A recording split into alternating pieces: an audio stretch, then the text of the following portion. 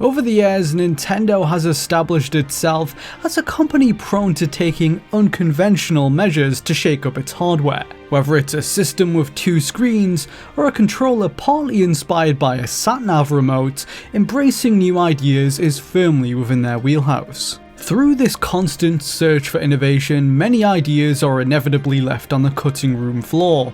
In this video, I'll be discussing a selection of said case studies as we delve into the history of Nintendo hardware changes and concepts abandoned on the road to release. Before digital downloads became a standard option for games on Nintendo handhelds, the company experimented with another way for players to have multiple games in their system at once. A few years into the DS's lifespan, Nintendo was starting to map out plans for a new version of the hardware. The DS Lite had launched in 2006, and Nintendo was now seeking to make a further iteration upon it that would introduce some meaningful additions to the hardware. It was in October 2007 that early plans for this new machine were taking shape. This new DS was larger than its counterparts and thicker by around 3mm. The reason for this new level of bulk was to facilitate one of its unique selling points. It sported 2 separate slots for DS game cards. According to an Iwata Asks interview on the subject of the DS, Nintendo had received a lot of requests from fans to include this feature. They had also gathered similar feedback from their in-house developers. The double-slot DS was not merely an idea on paper either. Multiple prototype units were made for it, and it was on the verge of entering production. Nintendo were finalizing its design and had even conducted durability tests. It seemed destined to reach the hands of consumers when its creators began to reconsider their approach. Masato Kurohara, the project lead, presented a near-final unit to staff at Nintendo's Kyoto HQ during an internal unveiling event. To his surprise, the response from his colleagues was somewhat tepid, with concerns being raised regarding its increased thickness over previous models. As deadlines were looming, the team applied the brakes and decided to scrap the twin slot concept in favour of creating a slimmer handheld. Nintendo's hardware development team worked around the clock, reconfiguring the internal layout of the device to reduce its size. Despite considerable pressure from Nintendo's higher-ups, they were ultimately able to meet their targets. In its revised form, the new system received a much warmer reception among Nintendo staff and was eventually released as the Nintendo DSi in November 2008.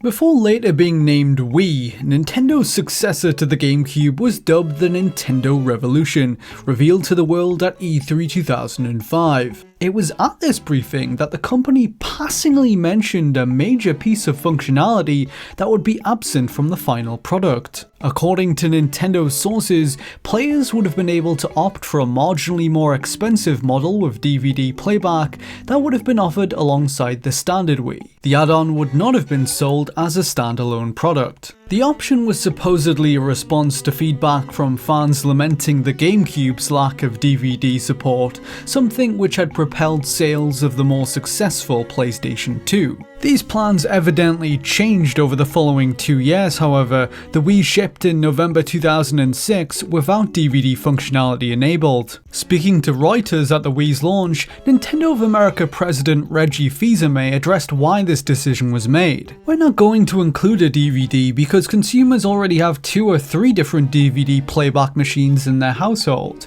We wanted to bring it back to a core gaming machine," he said. There is evidence to suggest that Wii DVD functionality was scrapped at a fairly late stage. A DVD banner image for the Wii's disc channel can be found in the system's files, as discovered by Scawo of the cutting room floor. It should be noted that older Wii models were technically capable of DVD playback, which can be unlocked via modding.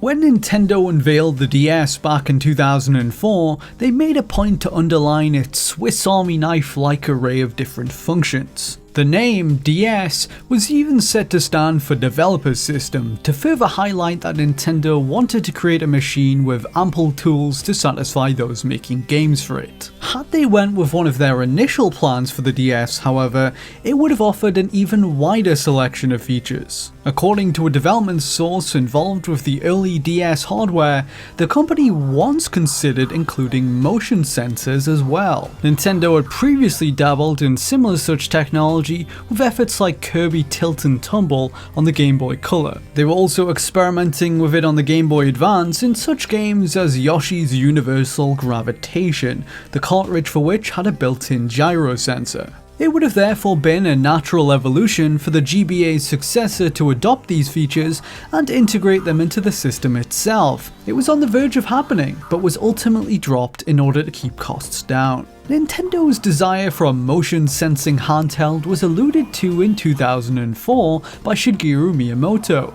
in a discussion with the New York Times regarding the DS. The article read, "Maybe next time," he said, "he will be able to include a tilt sensor for gyroscopic control. For now, he is focused on double screens." 6 years later, Miyamoto's wish was fulfilled in the Nintendo 3DS, which sported a built-in accelerometer.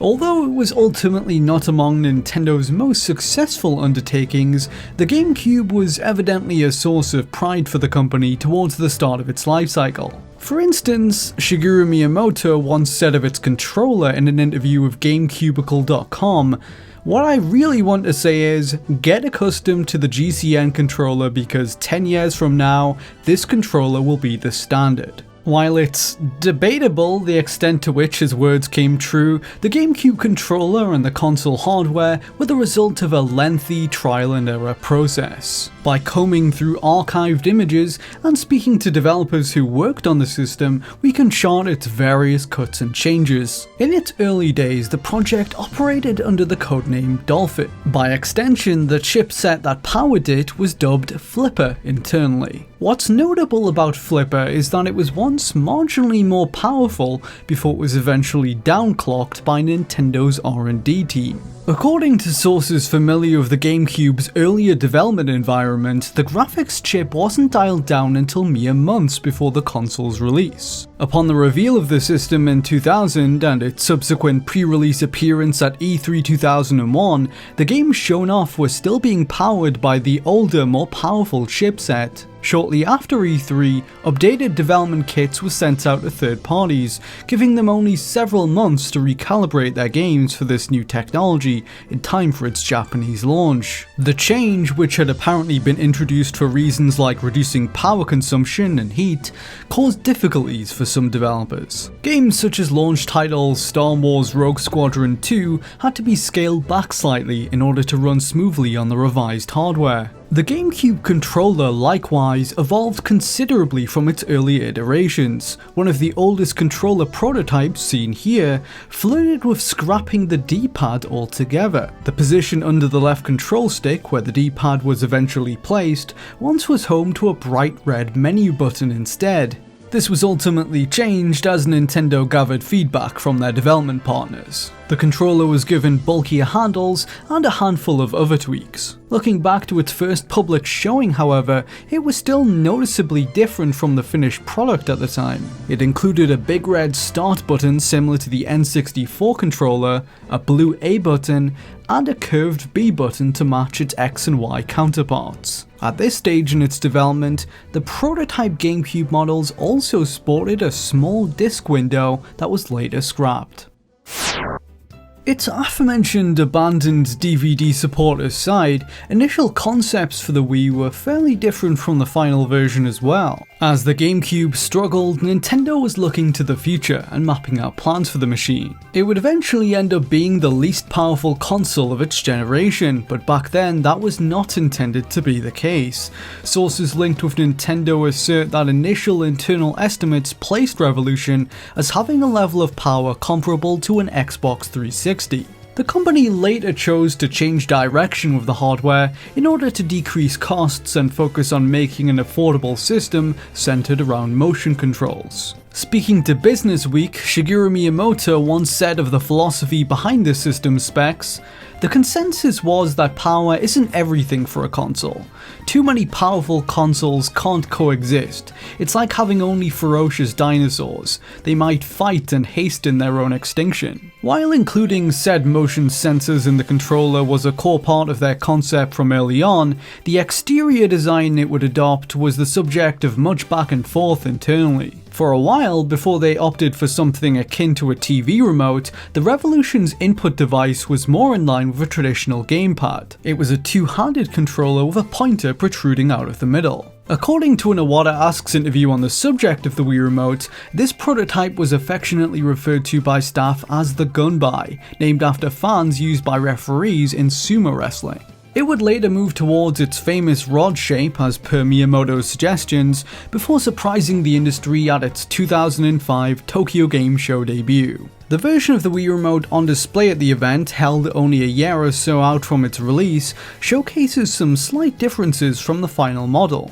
The controller originally had both two A and B buttons separated by capitalization. The lower buttons, labelled 1 and 2 respectively on the released Wii Remote, were lowercase A and B buttons on the 2005 design. The capitalized B button, located on the underside of the controller, was much flatter back then as well. It was changed to more closely mimic a gun trigger in its final design. Another considerable difference is the lack of a speaker on the remote, something that was later added before E3 2006 as the finished product became set in stone. Due to Nintendo's reduced production costs, the Wii was the only console from its generation to be sold at a profit from the very beginning. For more content like this, please don't forget to subscribe. You can support my research on Patreon like these kind people did. I've been Liam, and I hope you'll join me for another Game History Secrets.